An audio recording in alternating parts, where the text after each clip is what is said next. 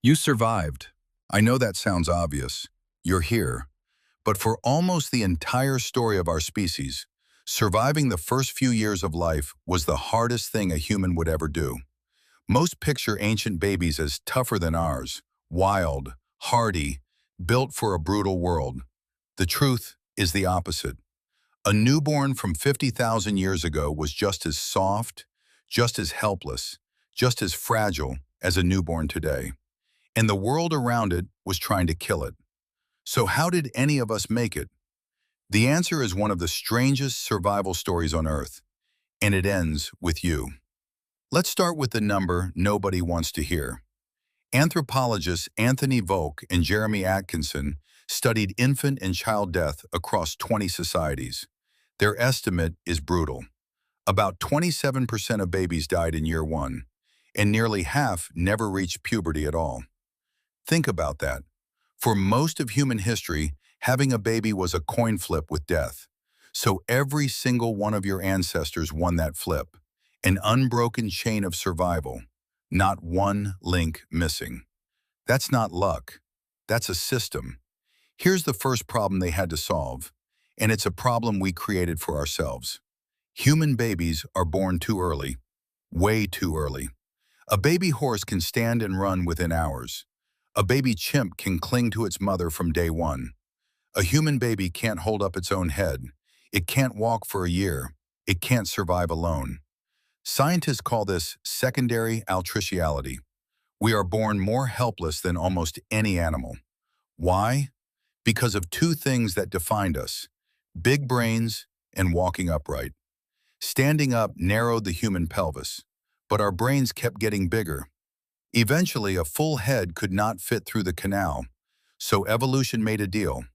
Babies would be born early, soft, unfinished, with a brain only about 28% of adult size. A chimp is born at 45%. In other words, we trade safety for intelligence. We are born as works in progress.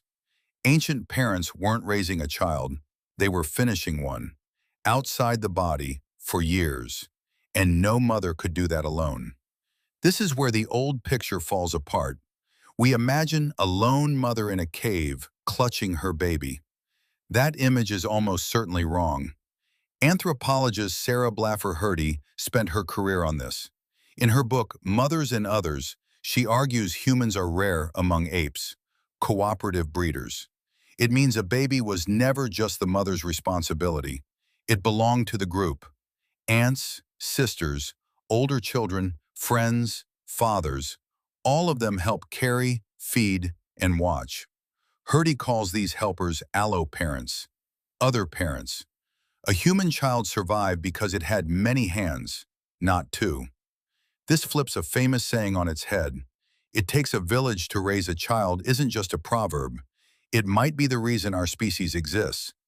And one member of that village mattered more than anyone. Not the father, the grandmother.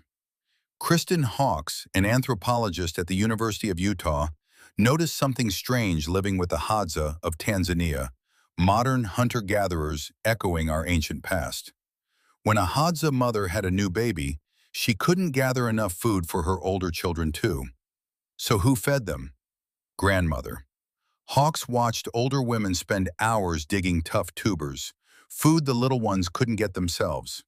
The children's health tracked not with the mother's effort, but with the grandmother's. This became the grandmother hypothesis. Human women live long past childbearing years for a reason. A living grandmother meant more grandchildren survived. In a real sense, you may be alive today because, thousands of years ago, an old woman refused to stop. But food was only half the battle. There was a quieter danger, a baby that cried. In a world full of predators, a screaming infant was a beacon. It had to be calmed. So ancient humans carried their babies, constantly, against the body, all day, skin to skin. And here's the beautiful part, the babies were built for it. In 2013, researchers led by Kumi Kuroda and Gianluca Esposito published a study in the journal Current Biology. They found something hidden in our biology, the transport response. The moment a baby is lifted and carried, its body changes. It stops squirming. It goes calm. Its heart rate actually slows down. It's automatic, ancient. The same response appears in mice carried by their mothers. Being carried tells a baby, deeper than thought, you are safe now. I've got you. Ancient mothers didn't have cribs. They had their own bodies. And the baby's nervous system was wired to trust it. Then there was the question of food. There was no formula, no bottles, no backup. If a baby was going to eat, it drank milk for years. Among the Kung people of the Kalahari, studied by Melvin Connor and Carol Worthman, mothers nursed in short bursts, again and again, day and night. Children weren't weaned until 3 or 4 years old, and this constant nursing did something clever. It quietly suppressed the mother's fertility. The result was natural birth spacing, about 4 years apart. That wasn't an accident, it was survival math. One fragile baby at a time, with the mother's full attention instead of two she could never keep alive. Eventually, the baby needed real food, but it had no teeth and a gut too delicate for raw scraps. So the adults chewed it first. It's called pre-mastication. A relative would chew food into a soft paste and pass it mouth to the baby. It sounds strange to us now, but it was genius. It broke food down, mixed in enzymes from saliva, and may even have passed helpful microbes to the baby's gut. Every culture, across every continent, found a version of this, because it worked. So picture it now, the full system.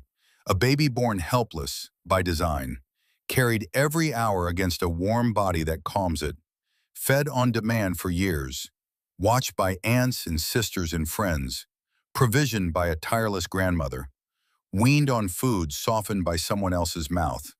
Not one mother against the world, a whole web of people, bending their entire lives around one small, fragile life.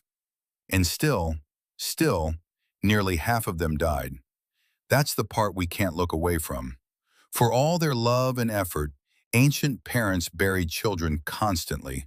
Survival was never guaranteed. It was fought for, hand to hand. Which brings us back to you. Trace your family backward. Your parents, their parents, theirs. Keep going, past the farms, past the first cities, past the cave paintings, all the way into deep time. At every single step, there was a baby, helpless, fragile, one bad night from never existing. And at every single step, someone kept that baby alive, carried it through the cold, chewed its food, stayed awake when it cried, refused to let the chain break. Thousands of generations, not one failure. An unbroken relay of care running for millions of years and ending, right now, with you. You are not the beginning of that story. You are the proof it never stopped.